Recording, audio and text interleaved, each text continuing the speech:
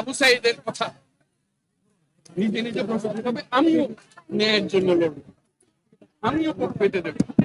সেগুলো আবু সাইদ। আবু সাইদ এখন ঘরে ঘরে, প্রত্যেক ঘরে আবু সাইদ। এবং বাংলাদেশের যত পরিবার আছে সব পরিবারের সন্তান, এবং বাংলাদেশে এখানে জাতি ধর্ম নির্বিশেষে সবারই সন্তান।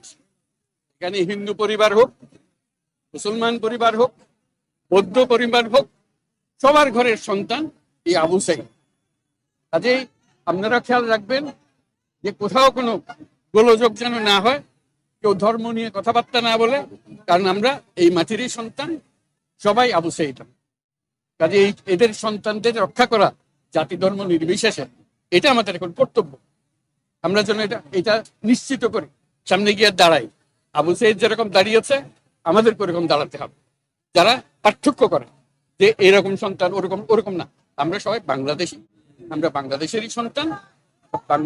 আবু সাইদের মা সবার মা, এবং সবার মা আবু সাইদের মা।